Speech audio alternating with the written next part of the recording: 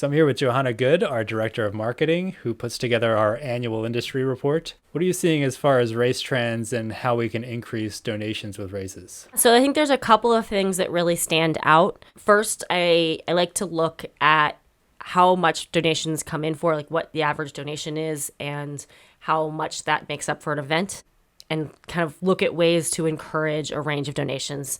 So what we see is about 66% of all donations made are for less than $25, but it still makes up about 17% of your total donations. So you don't want to discourage people from donating because they feel like they can only give $5 or $10 or $20. You want to make sure that they feel like their money is valued.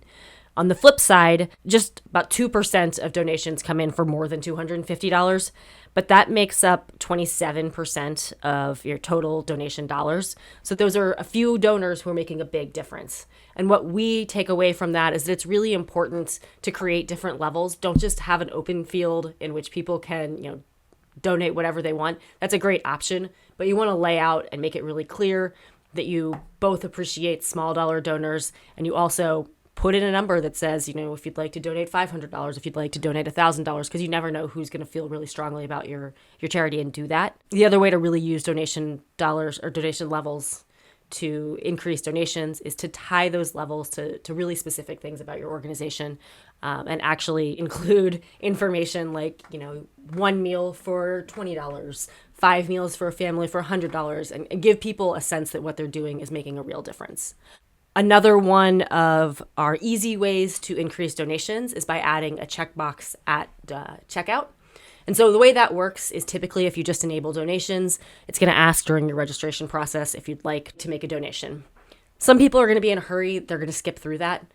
If you enable the donation checkbox, and what that does is it puts on the final page just a little quick box that they can check to say, do you want to donate $5 or whatever amount you'd like to set. Typically for this, we do recommend a lower dollar amount because it's going to be people who are just like, oh, sure, I can add that in. And what we see is that when races do that, they raise a whole lot more. The number of donations per race goes up from 33 to 108. And the amount of donations collected in a race increases from $986 to $3,735. So it's a really quick and easy way to make a big difference.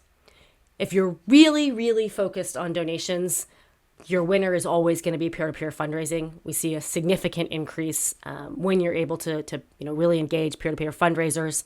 Your donation dollars can go up from, that just under $1,000 for just donations, all the way up to $8,366 per race when you're using peer-to-peer fundraisers.